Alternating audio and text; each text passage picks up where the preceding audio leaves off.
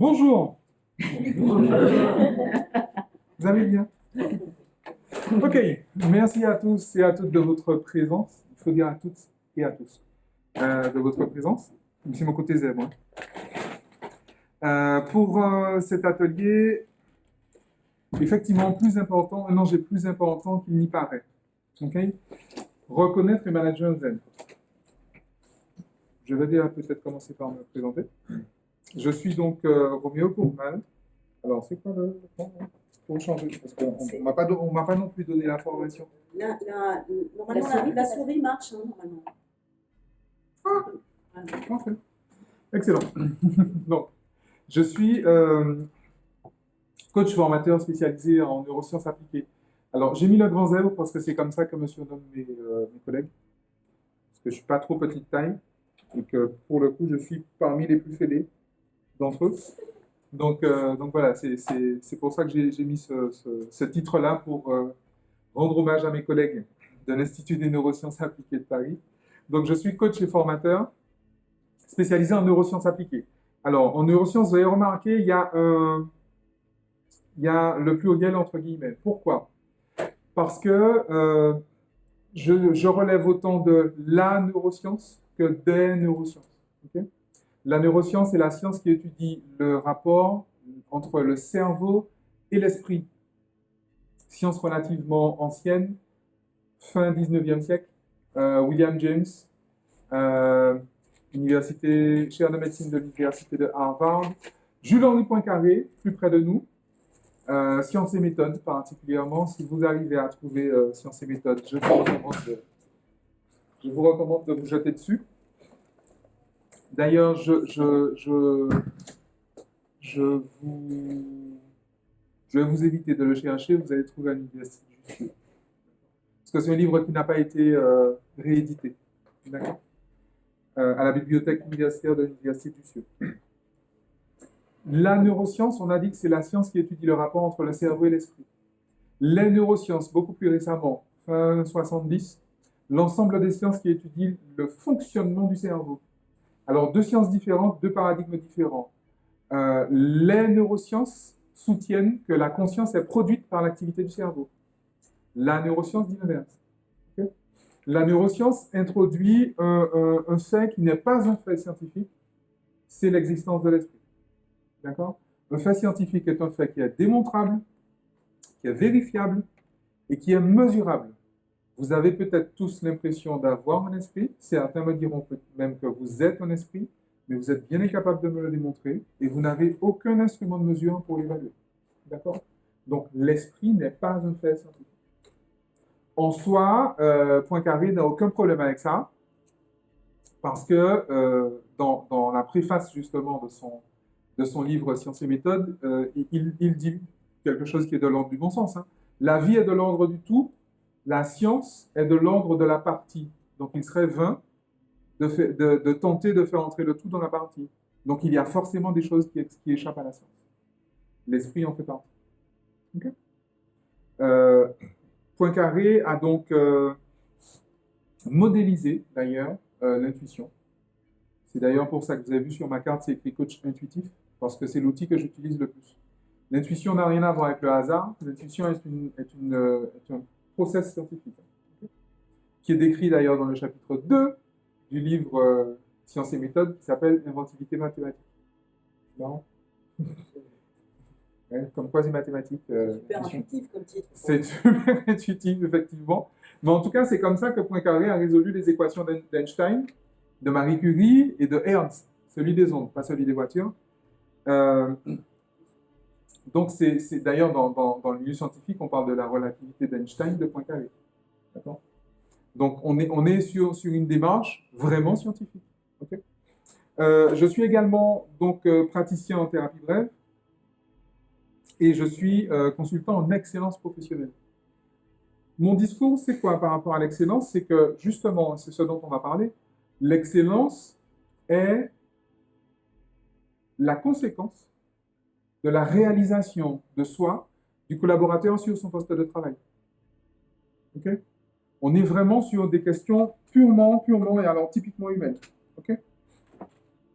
Et en matière de réalisation de soi, on va parler de zèbre. Et pourquoi c'est fondamental pour un zèbre de se réaliser. Mais alors, c'est qui ces gens-là, déjà? Alors, c'est vrai qu'on a des littératures et des nomenclatures multiples. On parle effectivement de multipotentiel, on parle de haut potentiel, on parle d'hypersensible, d'empathe, enfin, il y a des mots, il y a beaucoup de mots pour parler tout simplement de personnes qui ont une neuroergonomie différente. Okay. Et on va voir que cette neuroergonomie-là, justement, elle est peut-être différente, mais elle aura tendance à se développer. OK? Pour plein de raisons. Par contre, ces personnes-là ont finalement toute cette particularité de paraître différentes. Et effectivement, ce sont des personnes différentes. Ce sont des façons de fonctionner différentes. Différentes en tout cas de la norme. Et ce sont des personnes qui sont effectivement inclassables. Alors, je sais que j'ai des collègues qui, dans leur grande bonté d'âme, ont essayé finalement de se dire, comme ces gens n'entrent pas dans les cases, on va leur en créer. C'est gentil de leur part, c'est très sympa, mais ça ne fonctionne quand même pas. D'accord. Alors, l'antinomie, justement, la différence, c'est qu'un HP, un haut potentiel, c'est pas quelqu'un qui est le contraire de sous-doué, c'est pas le contraire de quelqu'un qui est stupide, c'est le contraire de quelqu'un qui est normopensant. D'accord? Qu'est-ce que la normopensance? Comme son nom l'indique, un normopensant pense de façon normative, normalisée. Okay? Face à une situation donnée, le normopensant va réagir d'une façon normale ou normalisée. Okay? Le zèbre, lui, va faire de façon très, très, très, très différente. Okay? Et en plus, face à une même situation, il pourra répondre de 36 façons différentes. Okay?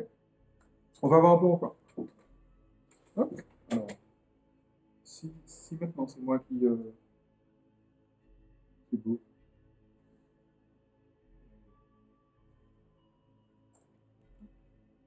On va d'abord voir le contexte sociétal pour replacer ces personnes dans leur contexte. Et cette approche justement sociétale va me permettre d'expliquer les évolutions de la neuroergonomie. Okay? Et ça va aussi me permettre d'expliquer pourquoi est-ce qu'il faut que vous soyez prêts au grand changement de 2022. Okay? Ce qu'on appelle les baby-boomers. Les baby-boomers sont les enfants donc, qui sont nés après la guerre. Okay? Globalement, la génération... Alors, vous allez voir d'autres bornes en fonction des approches sociologiques, mais j'ai gardé celle-là, c'est la plus fréquente, mais il y a d'autres bornes hein, en matière de temps. Les baby-boomers, on dit qu'ils durent jusqu'à à peu près 61. Pourquoi? Donc là, en pleine guerre froide. En 1961, les sociologues ont choisi des moments géopolitiques forts pour borner en fait les générations. Donc, en 1961, qu'est-ce qui s'est passé? La construction du mur de Berlin. D'accord? Et donc, c'est là qu'on a décidé de faire commencer la génération X, la génération dite X. La génération X, c'est la génération crise. Ok? C'est la crise. Voilà. C'est là qu'on a commencé à dire c'est la crise. Parce qu'on sortait du plein emploi, et là, on a commencé à vivre des périodes de crise. Il y a eu effectivement des guerres, il y a eu mai 68, il y a eu Woodstock, enfin tout un tas de bouleversements dans la société qui font que. Okay? Et en fait, la génération X, on va la définir jusqu'au choc pétrolier. Okay? Donc 1973. Alors, 1973, c'est l'année, peut-être même que c'est l'année d'avant, où un Français dépose un brevet pour une machine qui s'appelle ordinateur personnel. Okay? Donc, en fait, les gens de la génération Y sont des digital natives. Okay? Enfin, Personnellement, je suis né en 75 et effectivement, j'ai grandi avec les Atari, les Commodore, les premiers PC, les Apple II, des choses comme ça. Ok. Les disquettes 5 pouces 1 quart, les disquettes 3 pouces 5. Voilà. Ok. Et bien sûr, les premiers jeux vidéo. Il y a quoi de particulier quand on joue à un jeu vidéo par rapport à la neuroergonomie du cerveau? Je vous donne un exemple. Aujourd'hui, quand vous jouez à un jeu comme FIFA classique, vous avez jusqu'à 18 actions possibles à la seconde. Lorsque vous jouez à World of Warcraft, vous en avez 56. Vous avez la possibilité de prendre 56 décisions à la seconde. 56 décisions conscientes à la seconde. C'est assez énorme. C'est d'ailleurs plus que la production de la pensée consciente. Figurez-vous que la pensée consciente... Alors, je vais tricher. Je vais utiliser les mêmes... dans le paperboard. Parce que du coup, ça m'évitera de recommencer à dessiner. J'ai beaucoup de qualité, mais le dessin n'en fait pas partie. Donc, vous avez le droit de vous moquer. Pas de souci.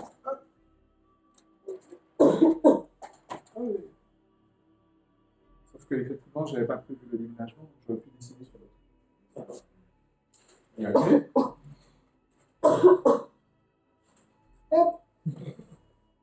Parce qu'il faut être dans le champ de la caméra.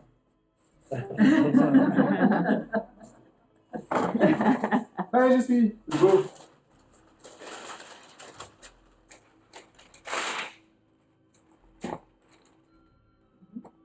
Ça, c'est un cerveau vidéo. Vidéo. Je vous ai dit que le dessin, c'est pas une marque de mentalité. Mais j'en ai d'autres. Okay. Le cerveau, en fait, est réparti en... Alors, on connaît les hémisphères, mais il y a aussi des aires. On appelle aussi des lobes. D'accord? Pariétal, occipital, frontal, préfrontal, temporal. Voilà. Entre autres, ces aires sont là pour gérer justement le VACOM. Les informations visuelles, auditives, kinesthésiques, olfactives et gustatives. Ce cerveau est plein de choses qu'on appelle des neurones. Les neurones sont là pour gérer le mouvement et donc le comportement. Le cerveau a un objectif, c'est garder en vie le corps qui est en dessous. J'ai dit garder en vie, je n'ai pas dit garder en bonne santé, ça c'est pas son rôle, c'est le vôtre. Je n'ai pas dit garder heureux, c'est pas son rôle, c'est le vôtre. Okay? On va revenir dessus cet après-midi sur la conférence sur le burn-out. Donc le cerveau, il est là pour ça. Et en fait, ce qui se passe, c'est que les générations d'avant, on leur a proposé une ou deux façons de gérer les situations, globalement. Okay? Lorsqu'on est né au fin fond du Gers en 1902, on vous propose effectivement une façon de gérer votre espace, votre temps, vos relations, vos possessions. Les groupes sociaux étant relativement séparés et peu poreux, lorsqu'on est dans ce village-là ou dans cette ville-là, on fait comme ça. Lorsqu'on est à l'autre côté du monde, on fait complètement différemment, sauf que l'autre côté du monde ne sait pas comment on vit dans le Gers, et le Gers ne sait pas comment on vit dans l'autre côté du monde. Et en fait, les personnes qui naissent dans les générations d'avant sont finalement persuadées, effectivement, leur façon de fonctionner est la façon de fonctionner. Normal. Tant qu'on n'est pas au courant d'un à d'autres, la somme des subjectivités forme l'objectivité. Non. Comme tout le monde est d'accord, tout va bien. OK? Sauf que, à partir justement des générations des années 70, okay, on a effectivement des personnes qui ont une façon différente, justement, de voir les choses. Dans les années 70, qu'est-ce qu'on a vu depuis, justement, le choc pétrolier? Qu'est-ce qui s'est développé? L'accès au voyage, l'accès à l'éducation, un plus grand accès à l'éducation. Il y a plus de Bac plus 5 aujourd'hui qu'il n'y en avait il y a 50 ans. Un plus grand accès à l'information. On a vu effectivement la télécouleur, on a vu se développer les mass médias. Et donc, du coup, depuis la génération Y, la génération Y, c'est ça, face à une situation, on a de multiples réponses possibles. Sauf que chaque réponse correspond à un chemin neuronal particulier à l'intérieur de la machine. OK? Et en fait, qu'est-ce qui se passe? C'est pas qu'on devient de plus en plus HP, c'est qu'il y a de moins en moins de normopensants. Parce que la normopensance, biologiquement, c'est un chemin neuronal pour traiter une information. Un chemin possible. D'accord? Le HPX, c'est 56 chemins possibles pour gérer une même information. Et donc une même situation. D'accord? Ce qui fait que, effectivement, il y a de plus en plus de zèbres. En fait, non. Il y a de moins en moins de normopensants. Zèbres.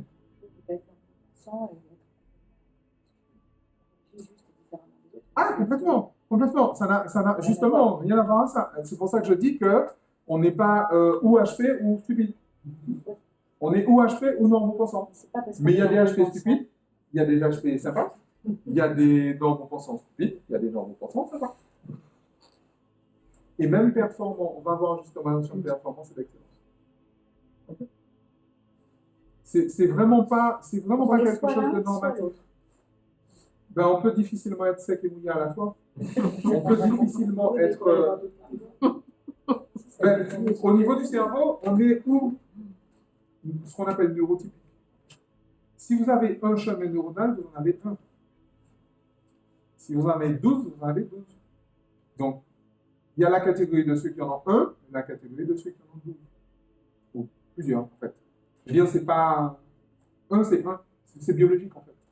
D'accord, mais quand vous dites un, on peut avoir son propre chemin, et quelqu'un d'autre aura un autre chemin. Alors, parce que quand je pensais normopensant, je pensais que c'était le chemin le plus utilisé. Non, pas forcément. C'est un chemin neuronal utilisé dans ce cerveau-là. Et la particularité, c'est que justement, les groupes sociaux avant étant moins poreux, finalement, on peut penser qu'en gros, face à une situation, tous les géants soirs de 1902 fonctionnent à peu près pareil. Il ne viendrait pas à l'idée de Mexicains de fonctionner comme les Japonais. Pour prendre des cultures bien séparées. D'accord?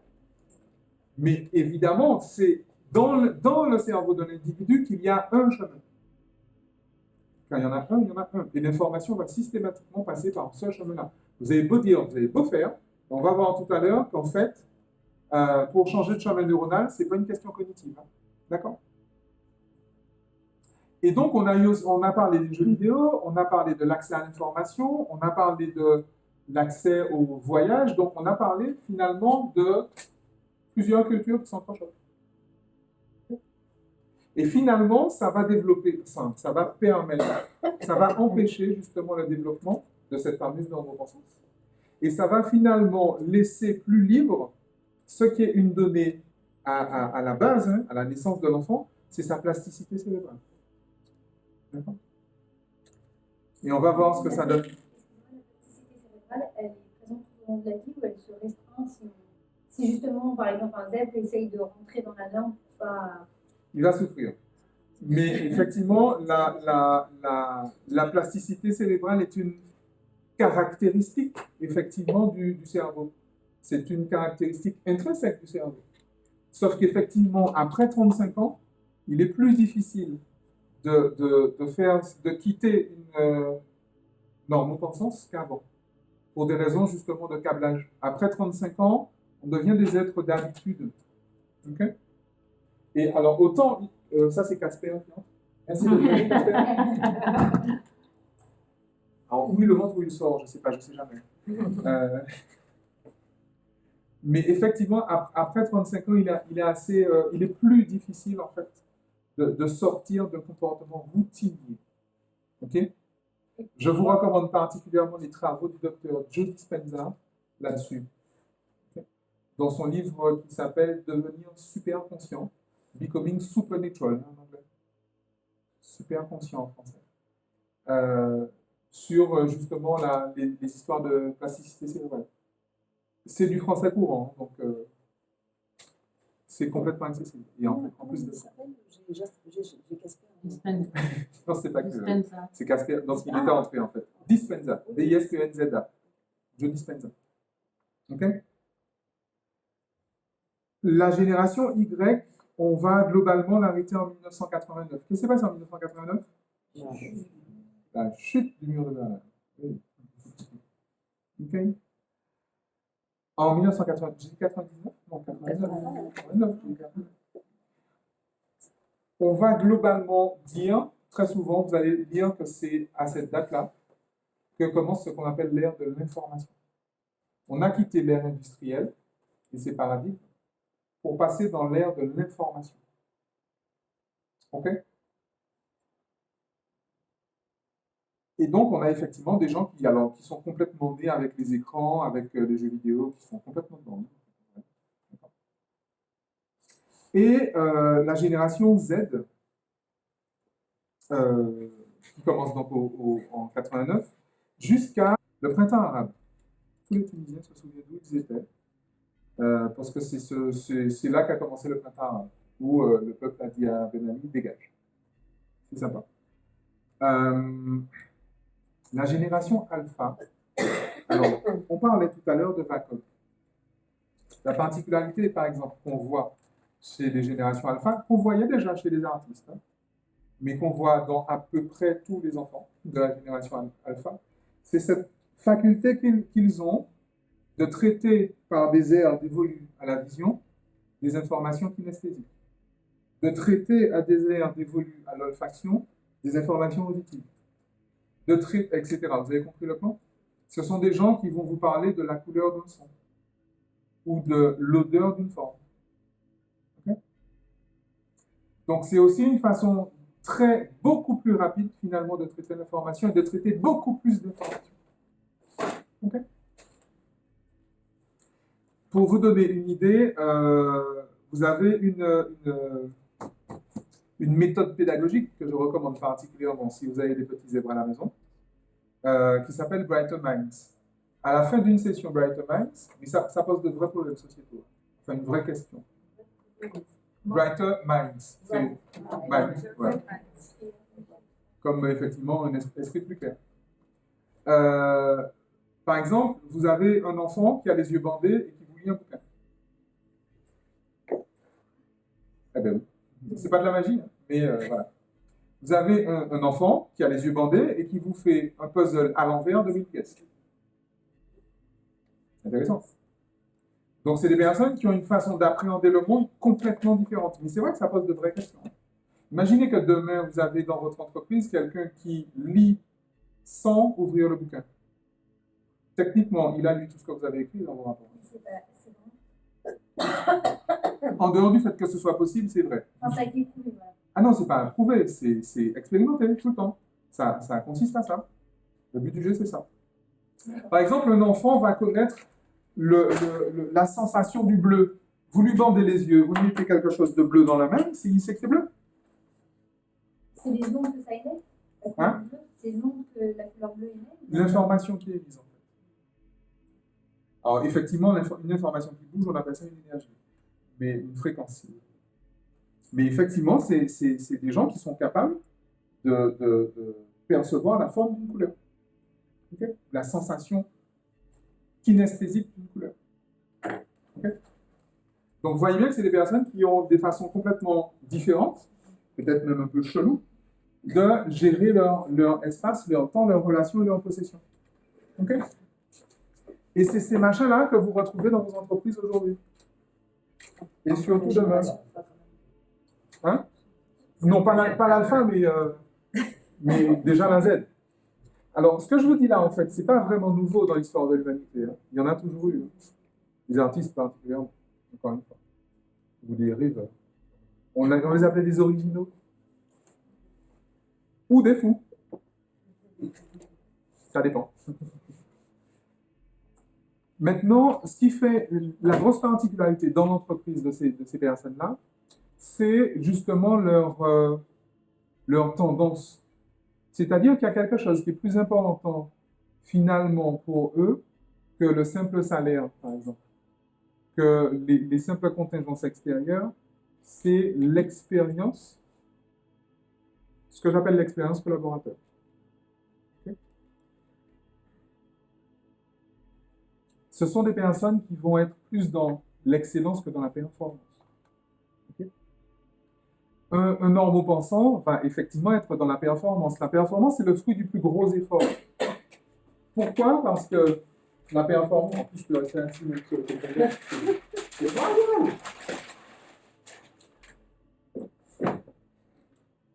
La performance, en fait, elle va résulter. Alors, en psychologie, on appelle ça des drivers.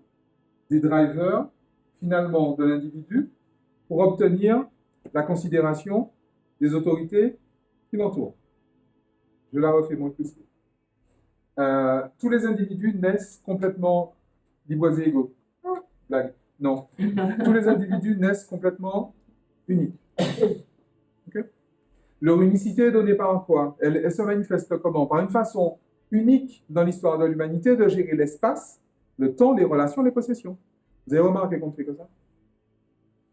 La vie se résume à ça. On est toujours à un endroit, on est toujours à un moment, on est toujours en relation avec quelque chose ou avec quelqu'un, avec notre environnement, puisqu'on est toujours à un endroit. Et on a toujours quelque chose. Okay? Donc, la personnalité, l'individualité, la singularité en fait d'un individu, c'est la façon unique, encore une fois, dans l'histoire de l'humanité, qu'il a de gérer l'espace, le temps, les relations, les possessions. Okay?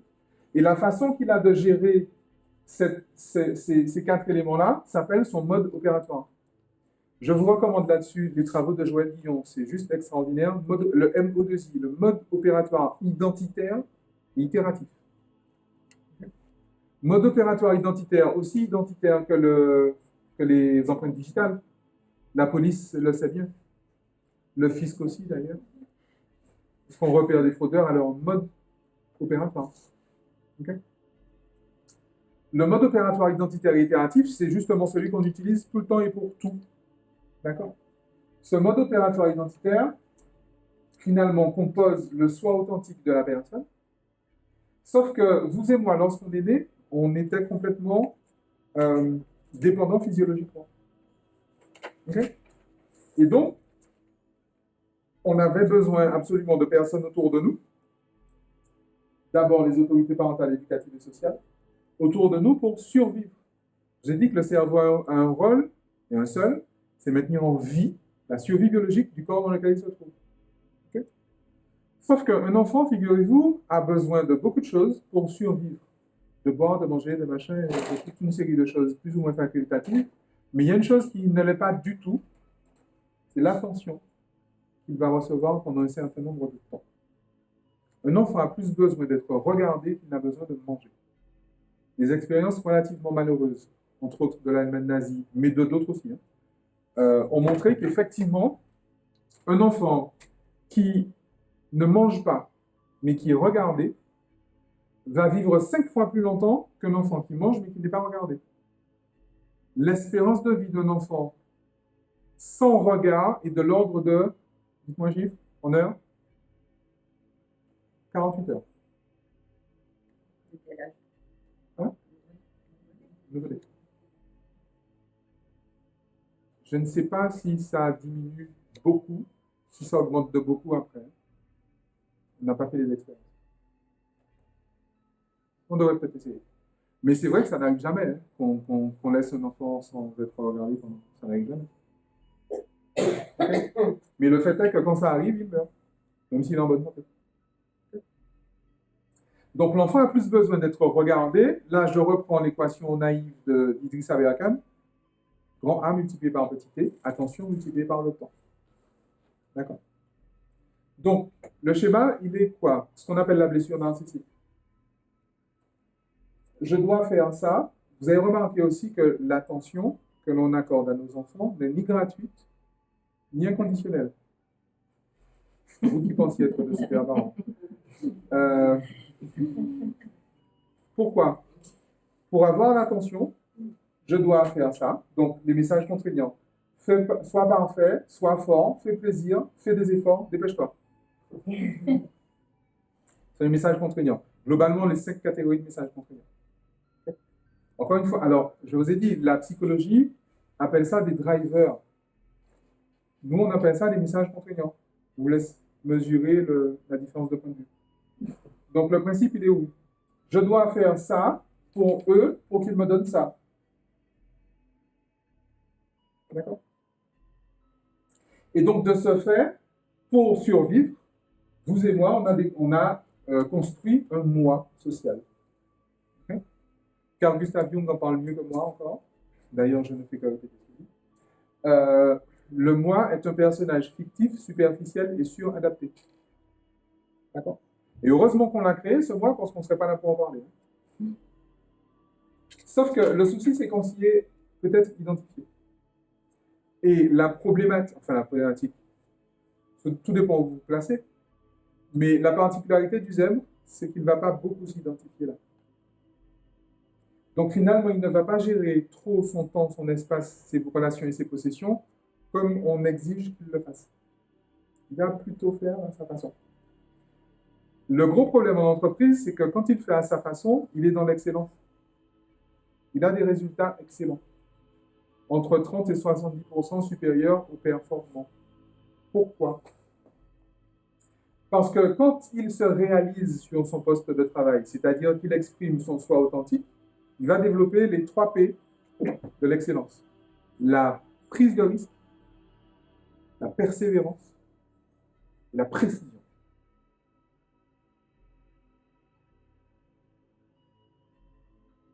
Ce qui se passe aujourd'hui dans vos entreprises, c'est quoi?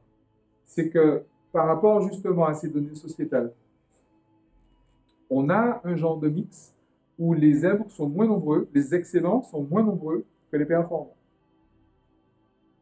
Parce que l'entreprise est bâtie et structurée par des excellents, par des performants pour des performants, par des normaux-pensants pour des normaux-pensants. La société est structurée par des normaux-pensants pour des normaux-pensants. D'accord? C'est ça le souci d'intégration finalement. Sauf que vous avez dans vos entreprises concrètement, vous en avez un qui arrive avec 10 minutes de retard, les mains dans les poches, en sifflotant. Quand je dis 10, ça peut être 30. OK? Et vous en avez qui arrivent un quart d'heure avant, qui sont hyper stressés parce qu'il faut absolument que je fasse ça. Il faut que je sois parfait, que je fasse des efforts, que je sois fort. D'accord? Et ces gens vont fournir un certain effort, ils vont donner des résultats. Là où celui qui arrive avec 10 minutes ou 30 de retard en sifflotant les mains dans les poches, et en saluant tout le monde et en traînant à la machine à café, va vous donner au final des résultats qui sont 30 à 70% supérieurs à celui du performant. Ce qui pose 2 gros soucis, dont un de management assez fort. On ne peut pas manager un excellent comme on manage un performant. Mais ça va vous poser un souci, vous serez entre le marteau et l'enclume, parce que vous aurez le choix entre la docilité et, j'ai envie de dire, la loyauté des performants, et l'indocilité, voire la volatilité des excellents. Sauf que, de plus en plus, le marché, les exigences du marché, finalement, font que un consommateur va plus facilement se tourner vers une expérience client que vers un simple produit. C'est pour ça qu'on vend plus de iPhone que de Samsung. D'accord? L'expérience client n'est pas la même. L'expérience d'achat n'est pas la même. Et donc, qu'est-ce qu'une expérience? C'est trop génial. Une expérience n'est pas un fait. Une expérience, c'est l'émotion que je mets sur le fait. D'accord? Donc, lorsque je vis une expérience, en plus, le marché encore le montre, que les consommateurs sont plus prêts à payer plus cher une expérience qu'un produit. C'est pour ça que les iPhones coûtent plus cher que les autres. D'accord? Quoi? C'est pour ça qu'on les achète. Et c'est pour ça qu'on les achète. Parce que ça nous fait ressentir une émotion. C'est impalpable, hein, je sais bien, c'est subtil. Certains vous diront même que c'est futile. Mais le fait est que c'est ce que le consommateur achète. Il achète une expérience. D'accord? Et donc, effectivement, la question en matière de management, c'est se dire, est-ce que je me positionne sur de la performance, sur de l'excellence? Est-ce que je vends un produit ou est-ce que je vends une expérience? Je vous rassure, dans 10 ans, on ne se posera pas la question, parce on ne vendra que de l'expérience. Mais il faut les vivre, ces 10 années, les 10 années qui viennent. D'accord? Et donc, dans vos entreprises, il va se passer quoi? Vous vous trouvez face à des personnes qui, effectivement, donnent le résultat, mais qui sont complètement indociles. Et vous avez, effectivement, d'autres personnes qui respectent les procédures, c'est comme ça, c'est limite qui ont besoin, en fait, d'être cadrées, d'être normées. Oui, mais que dit comment on appelle ça? La qualité, comment on appelle ça? ISO. Non. La norme, voilà. Que dit la norme? Que dit le process qualité dans cette situation-là? Ok? Et limite, un normopensant est rassuré par la norme. Dans telle situation, tu fais ça. C'est comme ça que son cerveau est structuré. Dans telle situation, tu fais ça. Si tu rencontres celle-là et celle-là, si tu es en mode dégradé, tu fais ça. Ça peut être faire appel à ton N+1. Ça peut être faire appel à une ressource externe. Mais au moins, je sais. Okay? Le zéro, quand il se passe ça, il va faire ça, sinon ça, ou peut-être comme ça, mais peut-être un petit peu de ça aussi, en fait, en vrai. Et puis, en fonction de la façon de la position de la Lune, on va peut-être rajouter ça. D'accord? Okay. Oui. Un point, en fait, le profil des zèbres que vous décrivez, en fait, c'est un profil qui est très masculin. Il y a aussi des profils de zèbres féminins qui peuvent donner l'impression d'être très dociles et qui sont en grande souffrance dans les entreprises et qu'on repère beaucoup moins. Alors, les profils qui sont en souffrance sont des profils qui, en fait, ne se sont eux-mêmes pas identifiés comme étant zèbres. Ils n'ont pas fait il y en a énormément. C'est tout le sens de mon boulot, d'ailleurs. Ils n'ont pas fait leur coming out. Non, mais c'est vraiment ça. Hein. Non, c'est vraiment ça. C'est vraiment un coming out. Hein. Il y a quoi?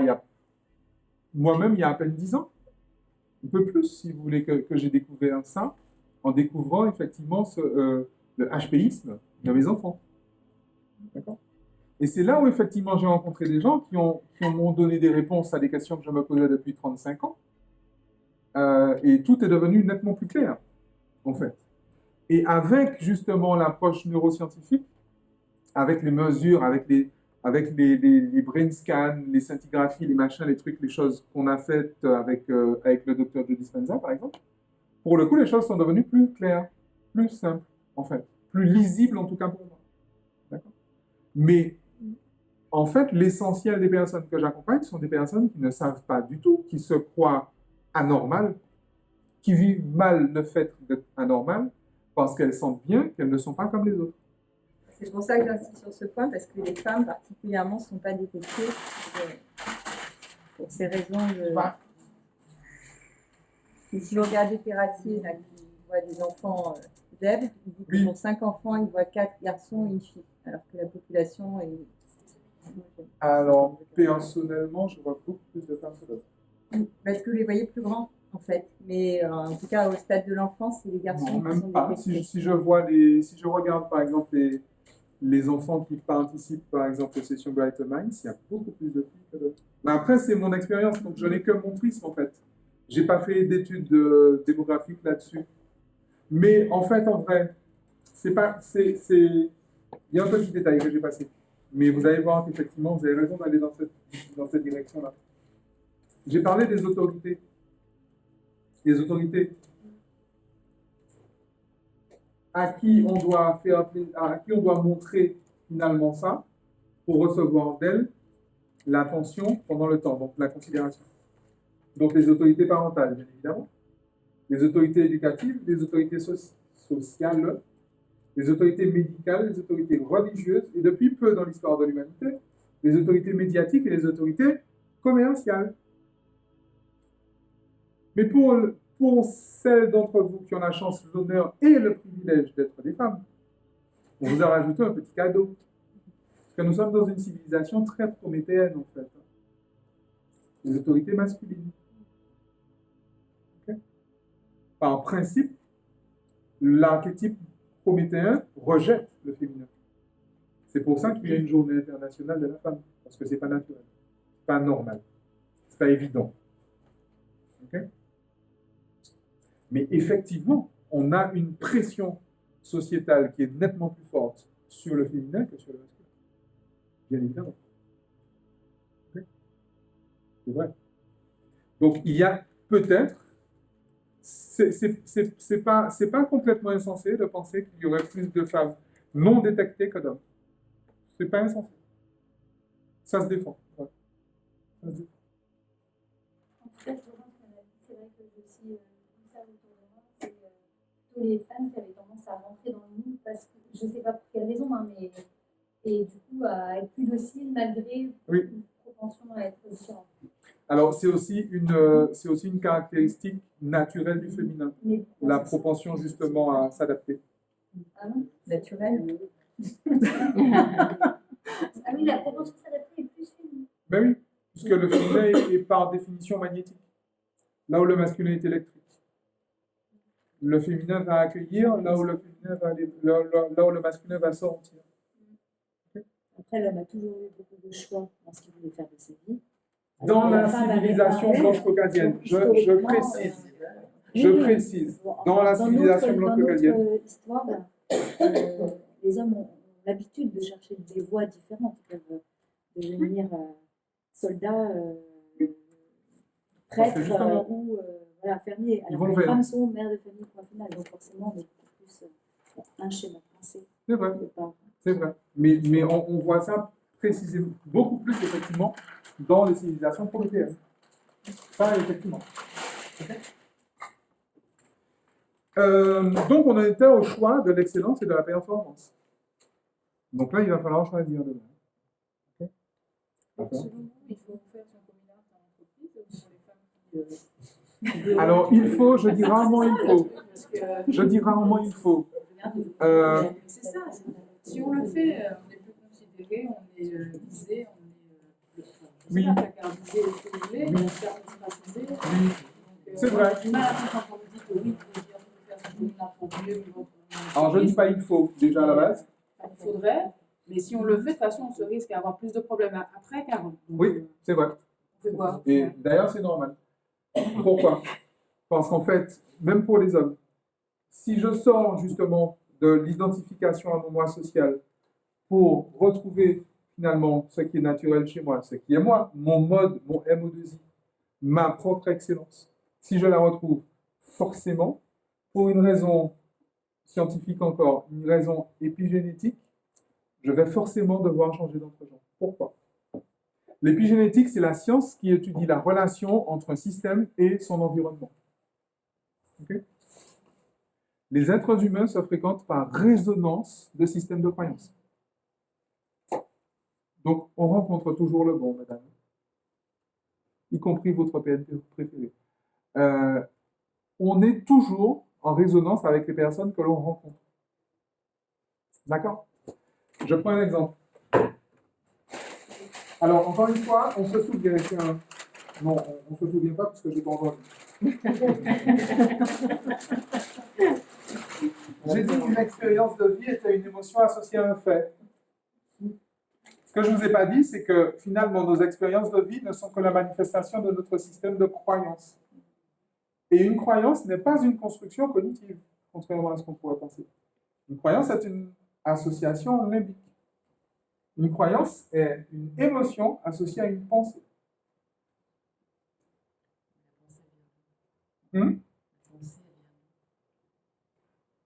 Mais plus importe d'où elle vient. Parce que là, ah non, pas forcément. Ah non, pas forcément. Le cognitif va produire une pensée. On est OK. Mais on a une pensée qui vient. Puisqu'on a une information qui arrive. Encore une fois, regarde. Ici. Je perçois. J'ai une information qui va passer par mon reptilien, puis mon limbique, puis mon cognitif. Effectivement, je vais construire une pensée consciente que je vais produire. D'ailleurs, alors, juste histoire de vous faire rire, pour vous détendre un peu, ou vous crisper, je sais pas.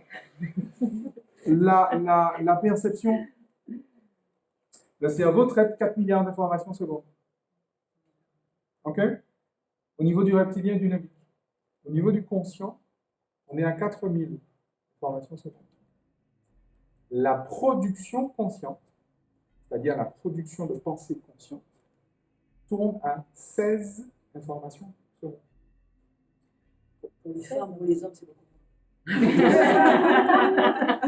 C'est prouvé. Attendez, 4 milliards, c'est à quel niveau vous vérifiez 4 milliards, c'est inconscient. Inconscient. C'est-à-dire que le cerveau va vraiment percevoir 4 milliards et va traiter 4 milliards d'informations à la seconde. 4000, c'est au niveau. 4000, ce qui va monter à la conscience, c'est 4000. Mais en fait, le cerveau, il a bien traité 4 milliards. Hein. Et d'ailleurs, votre comportement, il est déjà décidé là. C'est pour ça que les thérapies cognitives et comportementales marchent de moins en moins. Il y en a de moins en moins. Parce que les réponses sont là, pas là. Les réponses sont au niveau limbique, pas au niveau cortex. La production de pensée est à 16 informations secondes. C'est très peu. Et comment on peut prouver qu'on a inconsciemment traité 4 milliards d'informations? Ah, parce qu'on l'a mesuré. Ça peut Ah, bien sûr. Mais c'est tout l'objet des neurosciences. Bien sûr. On l'a mesuré.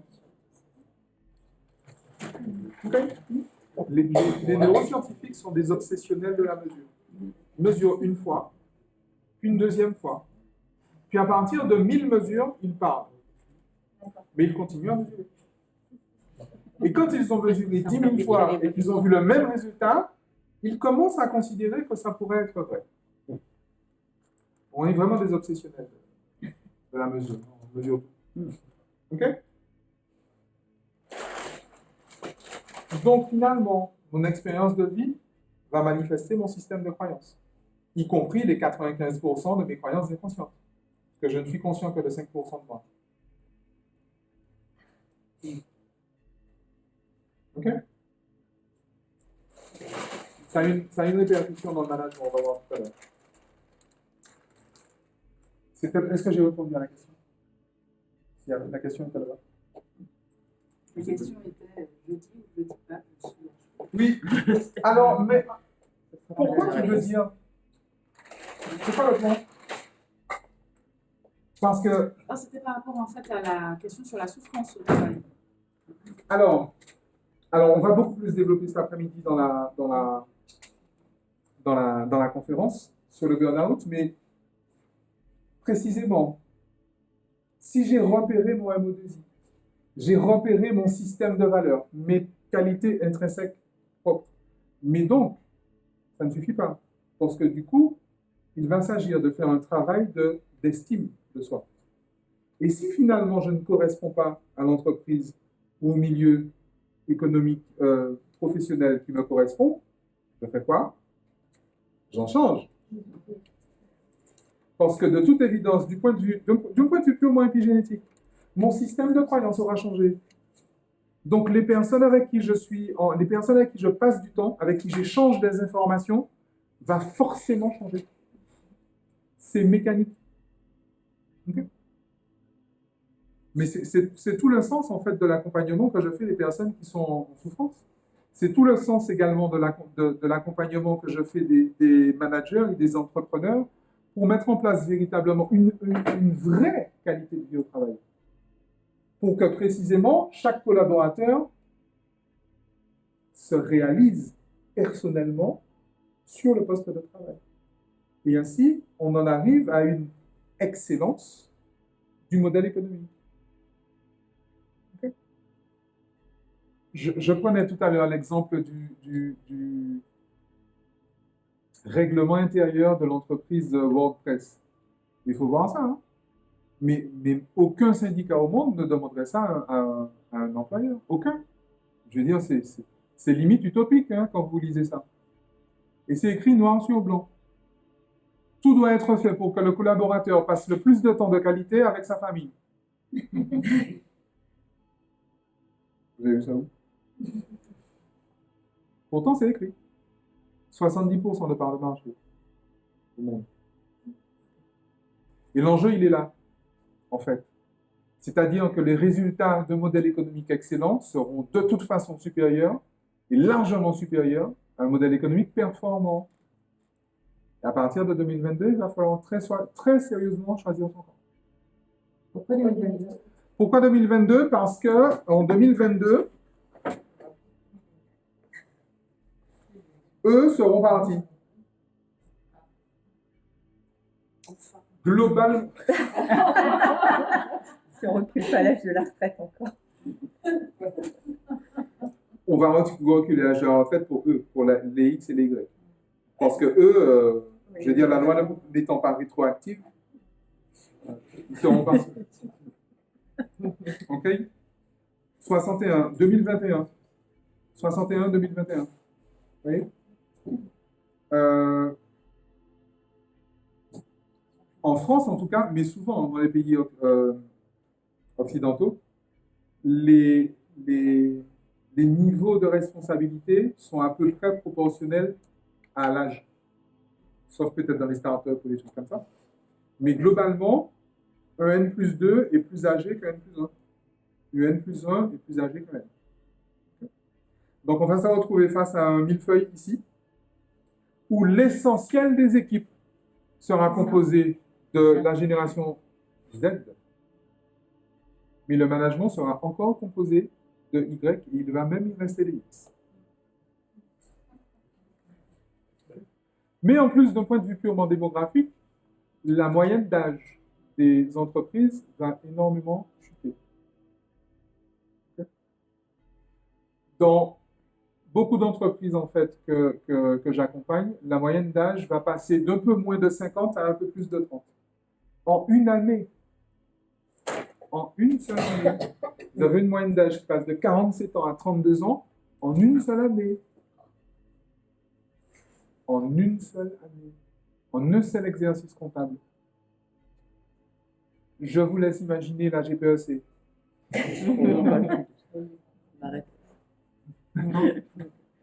Je vous laisse imaginer la QVT. Ok. Il faudra de toute façon revoir les process. De toute évidence. Il faudra effectivement aménager le management. Pourquoi? Parce que, en fait, les zèbres, en fait, ils ont d'autres alternatives pour s'épanouir. Déjà à la base.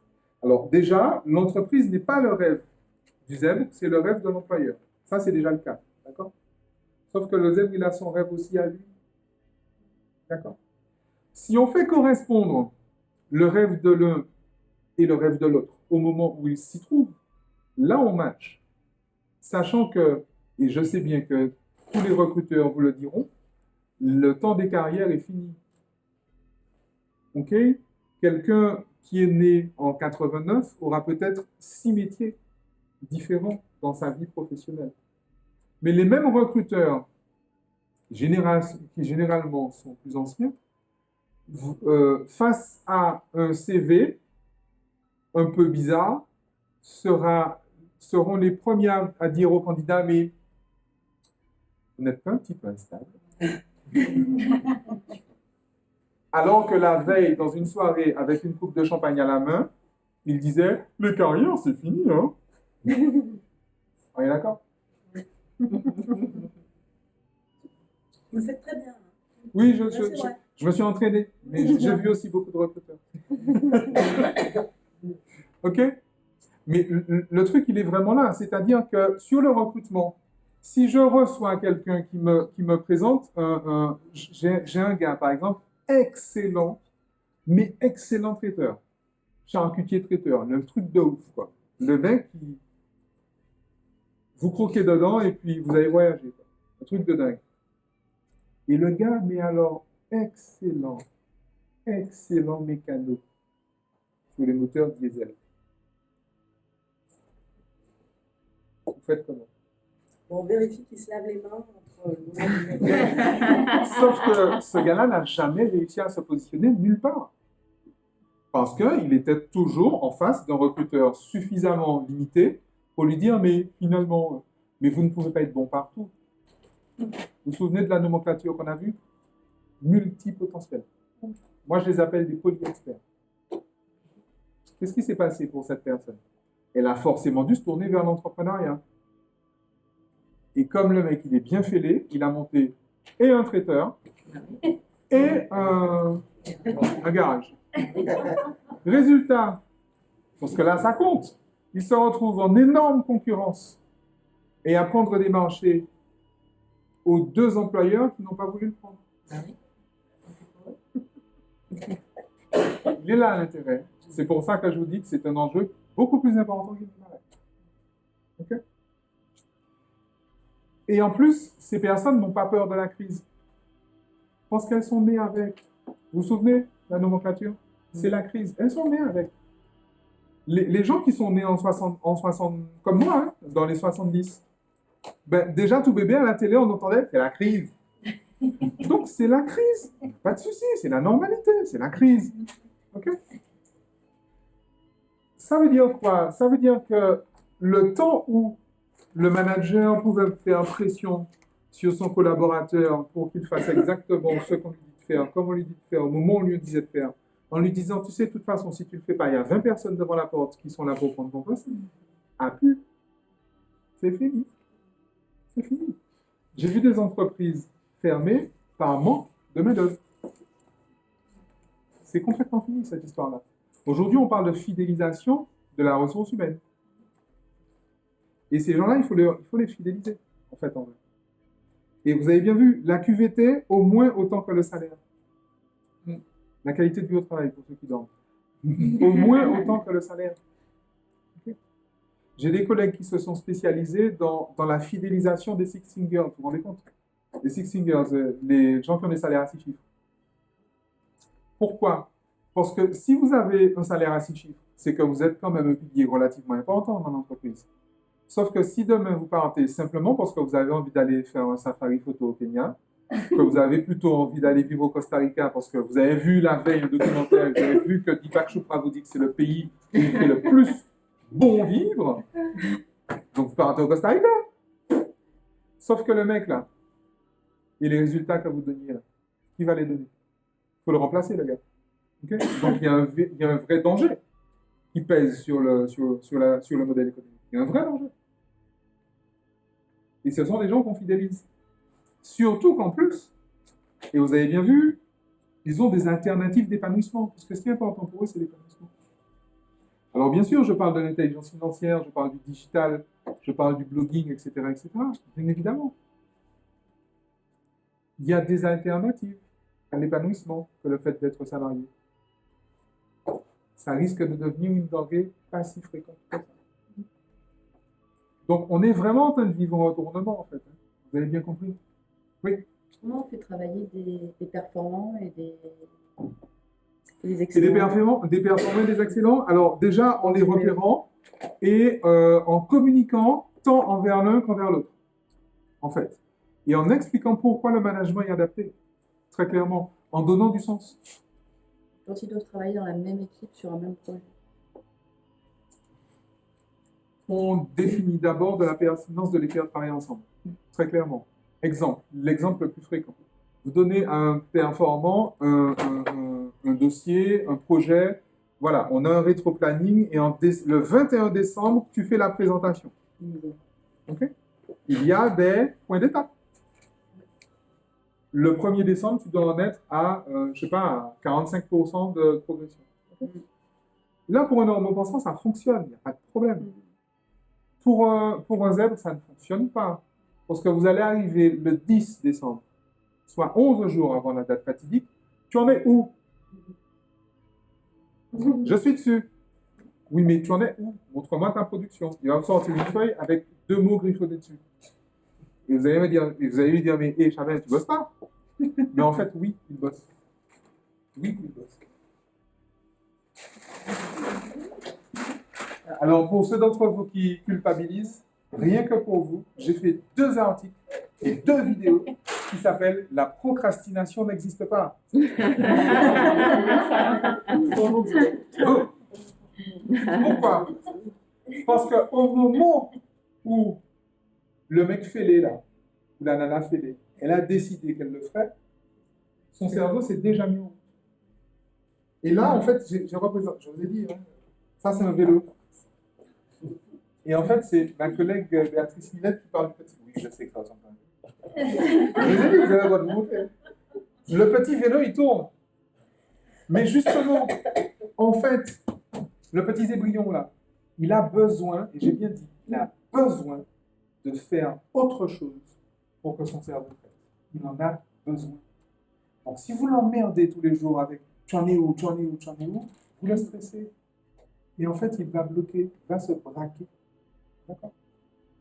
Et vous en avez même qui sont suffisamment adaptables pour suivre la procédure comme il faut, tranquille. J'en suis à 20%, c'est cool. Ouais, j'en suis là, c'est cool. La veille de présenter le rapport, il va vous prendre un truc complètement différent, il va tout changer. Mais enfin, ça, c'est un truc qui travaille seul. Le problème, c'est pas le manager, c'est quand même. Où il travaille seul. C'est rare qu'on ait un travail qu'on fait complètement seul. Bien Et sûr. la veille, on peut se décider, on produit quelque chose de On génial. est OK. Ou il travaille seul, ou il travaille Ouais, avec c'est des pour gens ça. qui sont profilés comme lui. Je ne sais pas ce que vous appelez zèbre. Moi, j'ai l'impression que parmi les zèbres, il y a beaucoup d'emmerdeurs. Et pour moi, zèbre, c'est vraiment très différent de hypo. Très différent de hypo parce que hypo, il est quand même capable de travailler avec les gens et d'apporter de la valeur. Il ne se contente pas de faire au dernier moment et d'arriver en retard. Ça dépend. Ça dépend de comment il est constitué. Ça dépend de sa façon de gérer le temps et l'espace, en fait. C'est-à-dire que, et c'est bien ce que je dis, il n'y a pas de case, en fait. C'est ça le souci avec ces ébryons-là. Il n'y a pas de case. Il y a des individus. C'est ça le truc. Et on ne peut pas dire les zèbres sont comme ça, les HP sont comme ça, les machins, parce qu'ils sont justement, on peut dire plutôt ils ne sont pas comme ça. Mais alors, comment vous les repérez? Parce que c'était ça aussi. Peut-être pour rebondir sur la question. Je les repère justement à leur comportement. Le comportement que je viens de décrire, ça on le voit bien dans les entreprises, ça vous le repérez. Okay? C'est pour ça que j'ai écrit cet article qui s'appelle « La procrastination n'existe pas ». Le principe, c'est que le collaborateur qui aura une intelligence particulière plus développée que la moyenne d'âge de sa tranche de la population. Parce qu'en fait, c'est ça au potentiel. Je ne sais pas si vous avez déjà vu les résultats des tests de Wechsler, la Wechsler Adult Intelligence Scale ou des choses comme ça. C'est intelligence sociale supérieure à 996 personnes sur 1000 de sa tranche d'âge de population. C'est ce que ça veut dire. C'est vraiment des notions relatives. Sauf que il y a 9 intelligences. Généralement, on en évalue une, maximum 2. C'est-à-dire l'intelligence logico-mathématique. Okay? Mais effectivement, mais bien évidemment, je comprends que vous trouviez que le gars soit chiant.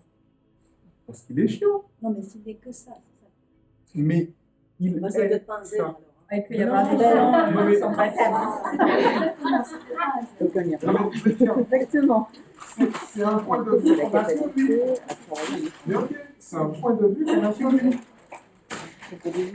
Mais si c'est qui il est, si c'est sa façon à lui de gérer l'espace, le temps, les relations, les possessions, pourquoi est-ce que la conférence de cet après-midi s'appelle une erreur managériale? Parce qu'il y a eu une erreur managériale. Pourquoi on l'a recrutée?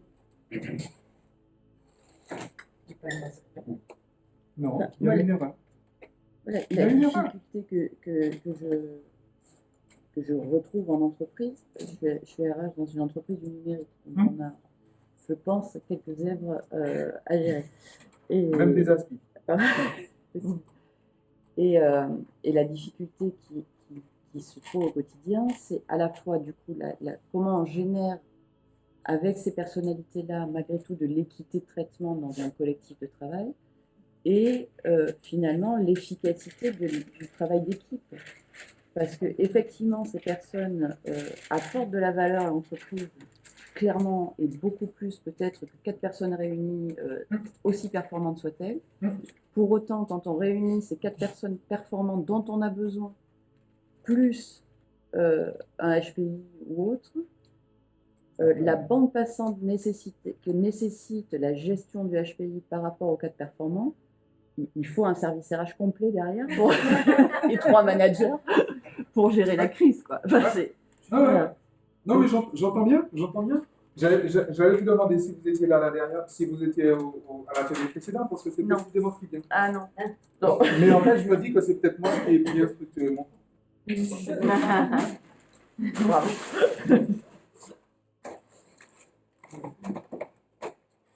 Dans une entreprise a été créée par quelqu'un, par une personne. Cette personne, comme toutes les autres, a un système de valeurs. Cette personne a une vision. Cette personne a des aspirations. Ce que je vais faire avec cette personne, c'est que je vais justement identifier son propre MO2I, son propre système de valeurs, les caractéristiques intrinsèques à cette personne, son unicité, sa singularité quantique, si je veux jusque-là.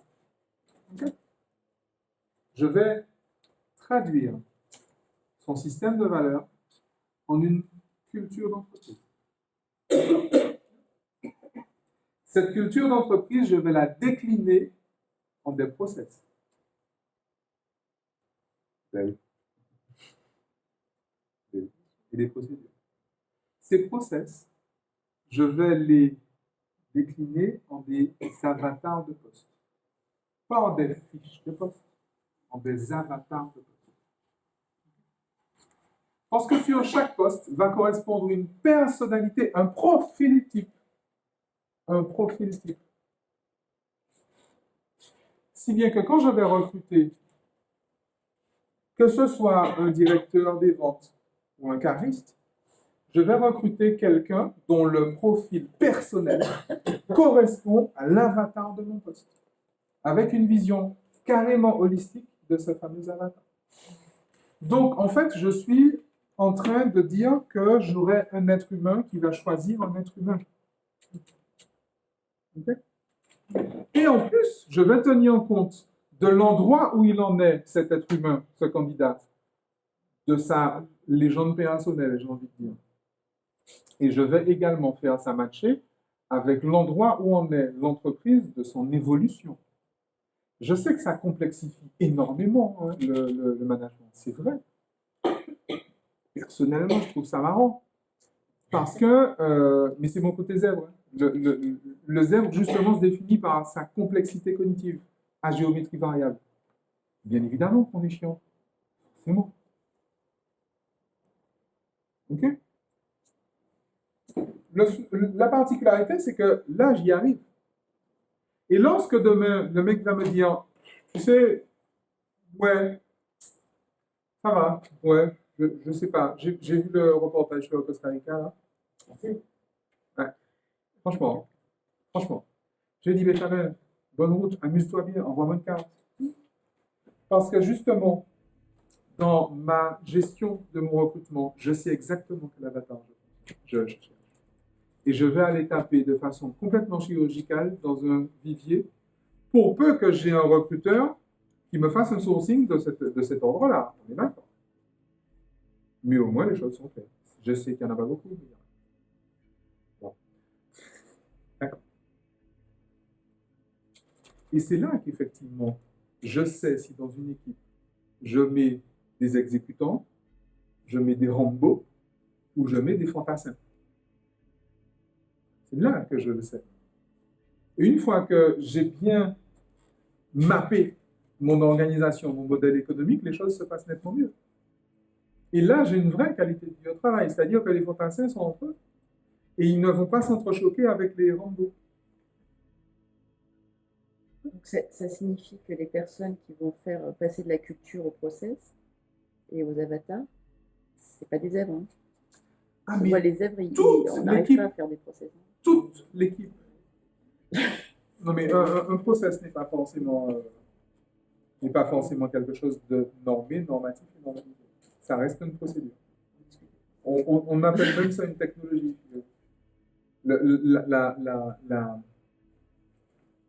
L'intuition est une technologie.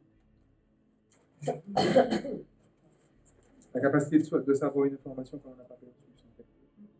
Mais ça se maîtrise. Mais on est d'accord que toute l'équipe partage, parce qu'elle a déjà co-construit, c'est une culture co-construite, toute l'équipe a co-construit et en tout cas partagent la même culture d'entreprise. Parce qu'autrement, il ne faut pas le prendre. Il ne faut pas le prendre. Ok. J'ai un client qui me disait que dans sa structure, tout le monde se checkait le matin. Ouais, oui. Dans une boîte d'événementiel. Tout le monde se check. Ils ont des différents. Hmm? Ils ont des checks individuels. Dans certaines boîtes, il y a des checks individualisés. Alors, dans d'autres, il y a même le choix du check. Il y en a 4. C'est celui-là, ou le hug, ou même, on ne touche pas, mais... Okay? Non, c'est vrai. Mais si moi, j'ai pas envie d'avoir... Si je suis en face d'un client, limite d'un candidat, et limite, je me dis, le mec, il doit être un petit poil aspi quand même, le gars. Asperger. Je ne vais pas le prendre. Non, mais je ne vais pas le prendre.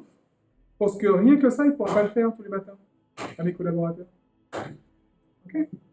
Mais je ne vais pas lui reprocher de ne pas le faire. Parce qu'il y a des boîtes qui ne recrutent que des Asperger. Parce que c'est des génies. C'est impressionnant. C'est des trucs de ouf. Hein? Des avions de chasse avec ça. Ou des portages. Mais ça convient à certaines structures sociales, je veux dire, dans une entreprise, ça ne convient pas à d'autres.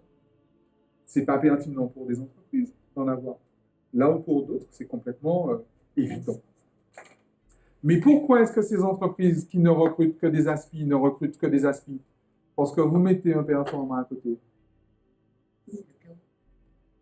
Et pour tout le monde, pour le coup. Pour le coup, c'est tout le monde. Voilà. OK? Ouais. Parler des deux catégories.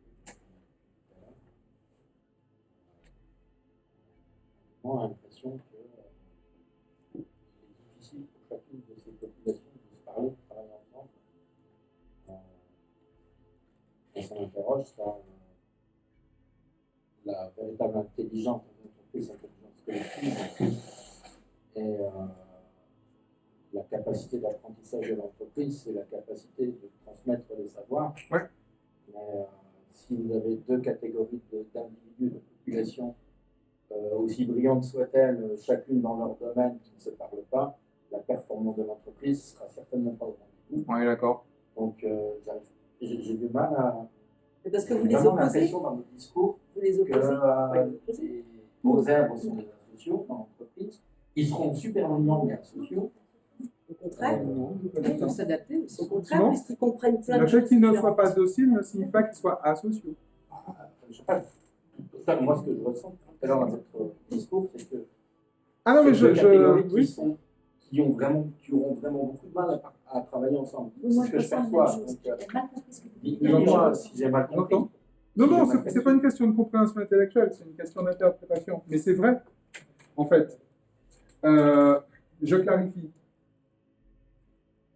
Si dans un service, j'ai besoin de fantassins, j'ai besoin de normaux pensants, je vais en prendre. Dans un autre service, j'ai besoin de Rambo, je vais en prendre. Mais les Rambo et les fantassins partagent tous la même culture d'entreprise, qui représente le même système de valeurs de cette personne et la même vision de cette personne. Donc, on a ça en commun. Et en fait, oui, on va discuter, bien évidemment. On va jouer au baby-foot à la cafette. Et même que je vais faire des retours. Quand le Rambo va revenir de mission, il va faire des retours à ses fantassins pour lui dire, tiens, il y a cette information-là qui remonte. Bien évidemment. Et bien au contraire, c'est le fait qu'on va partager finalement la même identité professionnelle qui fera qu'effectivement, je peux très facilement, justement, m'adapter et parler à des gens qui ne fonctionnent pas du tout comme moi, parce qu'on est tous dans la même, on partage tous la même vision, et on partage tous la même émotion de plaisir, on partage tous la même expérience collaborateur. Parce que mon expérience client, c'est bien, mais mon expérience collaborateur, C'est précisément l'expérience collaborateur, donc en interne, qui fera que je vais proposer une expérience client que mon client final sera prêt à acheter plus cher.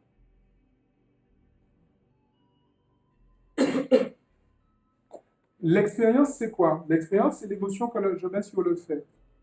Que je sois un fantassin ou un Rambo, lorsque je me réveille le matin et que je pense à aller à mon boulot, qu'est-ce que je vis? Qu'est-ce que je ressens?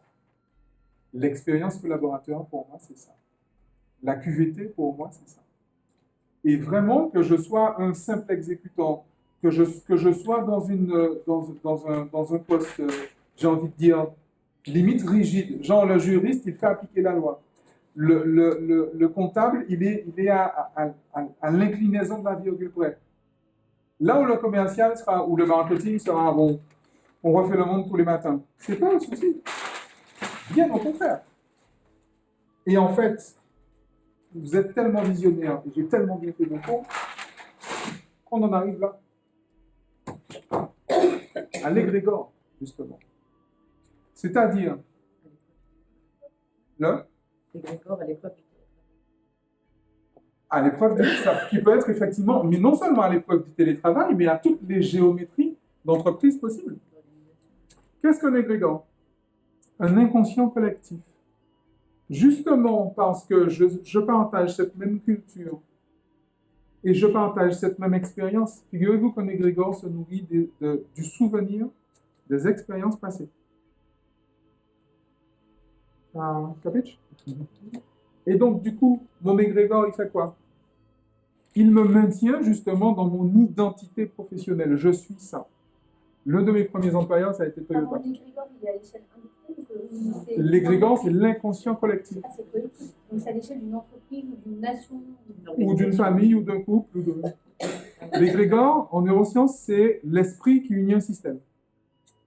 C'est l'esprit qui unit un système. D'accord? La somme de l'égrégore est supérieure à... La totalité de l'égrégore est supérieure à la somme des individus qui la composent. Ça a été prouvé, ce truc-là. Mesuré. Regardez les travaux de Greg Braden là-dessus, de Nassim Haramein. Alors, c'est pas totalement français courant, je vous avoue. Braden, B-R-A-2-D-E-N. C'est en anglais? Non, il y en a un son en français. Mais c'est... Enfin, quand je dis c'est pas en français courant. Oui, c'est complexe. Avec Braden, Nassim Haramein. Nassim, et puis Haramein comme araméen et E-I-N à la fin. C'est vrai qu'il vaut mieux être, surtout pour Nassim Haramein, il vaut mieux être à l'aise avec la science scientifique que pour Joe Dispenza. C'est plus de la vulgarisation, si j'ai envie de dire. Mais Greg Braden, ça reste encore accessible. Okay? Avec les histoires de centième singe, etc. Le centième singe. Bon, ça, bref, on y vient de toute façon. Dans l'esprit qui unit un système. Okay? Donc, j'ai créé une valeur, un socle de valeurs, une culture d'entreprise que tous mes collaborateurs partagent. Et je me suis arrangé pour avoir une QVT telle que, justement, je maintiens un niveau d'implication, pas d'engagement, d'implication dans mon unité de production. Okay? Si demain je veux justement amener une nouveauté, je veux amener une innovation managériale, c'est pour ça que j'en parle ici, en fait. Je vais devoir effectivement amener toute mon équipe à cette innovation-là. Comment je vais le faire? Il va falloir que j'atteigne une masse critique d'individus qui appartiennent à cet égrégore et les amener à cette nouvelle expérience. Donc, une émotion de plaisir sur la nouveauté que je veux mettre en place. Donc, il y a de la formation technique, bien évidemment, mais il y a un accompagnement individuel à véritablement vivre cette expérience. Donc, je vais certainement choisir les personnes les plus influentes dans la boîte, les plus influentes humainement. Ce n'est pas forcément les managers. Et les personnes aussi les plus volontaires et les plus capables, habiles et les moins résistantes au changement, on va dire. Okay? Lorsque j'aurai atteint cette masse critique, et ça on l'observe aussi, je vais passer en fait à une vitesse exponentielle d'acceptation du changement. C'est-à-dire que l'évolution dans un premier temps sera vraiment logarithmique. On y avance, mais tout doucement, tout doucement, tout doucement. Une fois que j'ai atteint cette masse critique, justement, j'aurai une évolution qui là sera exponentielle sur le nouveau process, sur la nouveauté, quelle qu'elle soit, que je veux installer dans mon entreprise. La taille de cette masse critique est racine carrée de 1% de la population.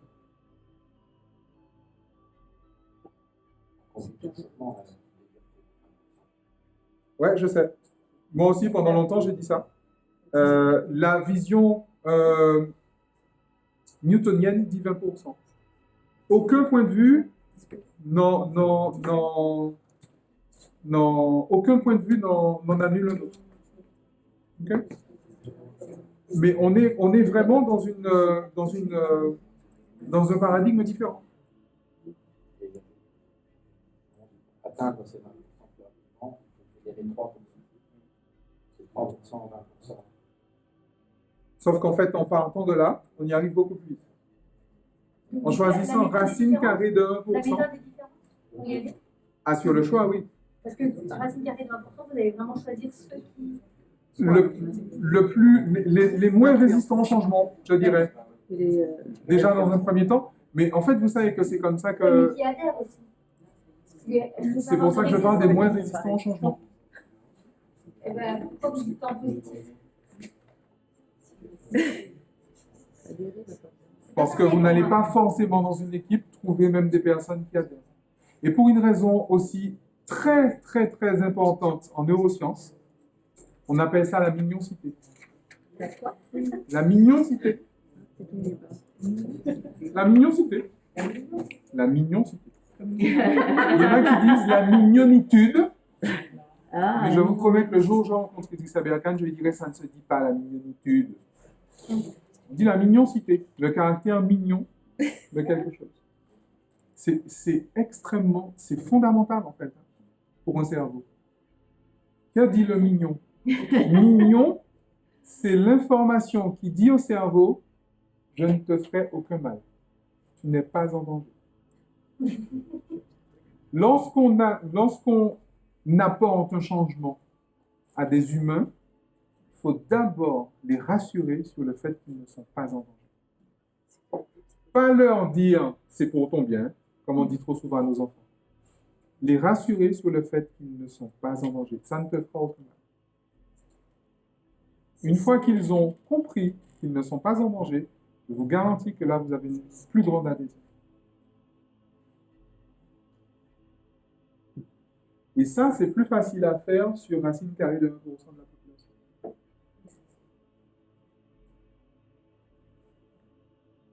C'est comme ça que font les industries de la mode,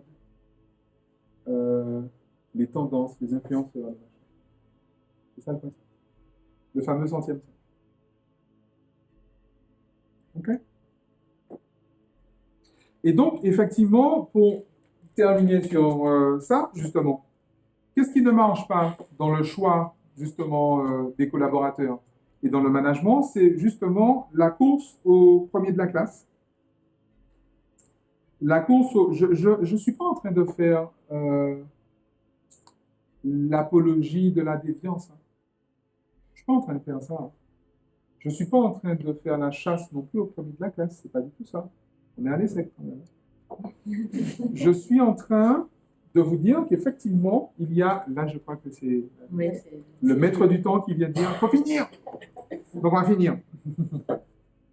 Je suis en train, ben, surtout que j'ai une conférence tout à l'heure, je suis en train de dire que justement, il est important de choisir, encore une fois, de faire l'avatar de ces postes pour savoir vers qui on va. Et pour le coup, il est important de prendre conscience également que l'essentiel de la population à partir de 2022, mais c'est déjà le cas, vous le vivez déjà vous-même. À partir de 2022, l'essentiel de la population active sera composé d'un plus grand nombre de HP. C'est Projection. Ok. Ce qui se rapproche en termes d'outils, effectivement, il y a des outils que j'aime beaucoup, l'énéagramme, les couleurs. L'expert est là. Ce que j'aime beaucoup justement dans ça, le disque, les couleurs, le langage des couleurs. Il faut venir à l'atelier qui est ici même tout à l'heure. Parce que justement, on voit plus facilement ce que moi j'appelle le moi et le soi. Ces outils-là vous permettent justement de connaître, ou en tout cas de profiler, d'approcher le profil réel du candidat et le profil adapté. Okay? Et même si on va plus loin dans les approches évolutives, le voyage du héros, la superposition de l'énéagramme sur le voyage du héros, on voit même les risques justement d'évolution de ce fameux profil adapté. D'accord? Et en fait, finalement, ce qui marche vraiment, c'est vous. Encore une fois, le management, ça commence par le recrutement déjà. C'est un humain qui choisit un humain. Un être humain qui choisit un être humain. Avec tout ce que ça a de complexe, avec tout ce que ça a de singulier, avec tout ce que ça a de chiant, avec tout ce que ça a de génial et d'éphémère. Et donc d'instable. Ça reste un être humain qui choisit un être humain. Et vraiment, à mon sens, les entreprises qui ne se seront pas préparées à 2022 risquent fort de ne pas y survivre.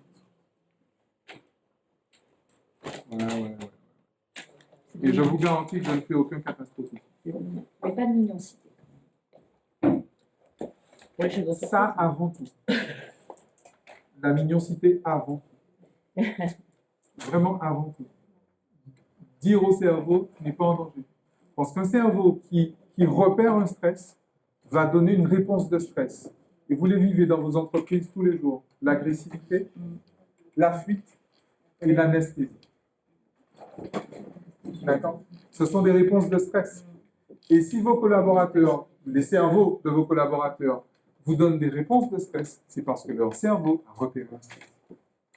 Et personne ne force le cerveau. Mais, fort heureusement, on peut tout apprendre à un cerveau. Merci beaucoup. Merci.